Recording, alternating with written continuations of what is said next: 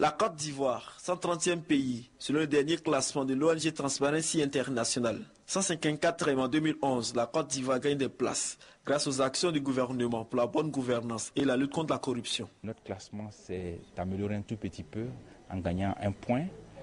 Et avec au niveau des scores, donc des indices de perception, nous avons eu 0,7 au niveau de Transparency International et 2,8 au niveau de Mo Ibrahim.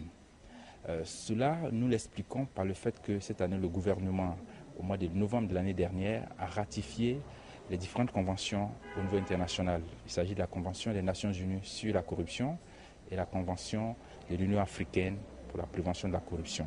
À l'occasion de la Journée mondiale de lutte contre la corruption, l'ONG nationale SOS Transparence s'est posé la question de savoir si la Côte d'Ivoire pourrait sortir de la zone rouge. Pour nous, on peut lutter contre la corruption et réussir en mettant en œuvre 3 axes que nous avons définis.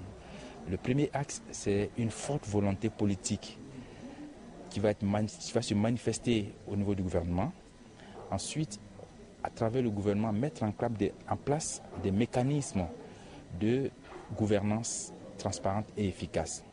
Et le 3e niveau, c'est de sensibiliser les Ivoiriens, d'amener la population à avoir une forte conscience nationale. Cette année, la célébration de la Journée internationale de lutte contre la corruption est placée sous le thème « Agissons contre la corruption maintenant ». Il faut rappeler que ce rang de 130e pays est le meilleur rang de la Côte d'Ivoire depuis 2006.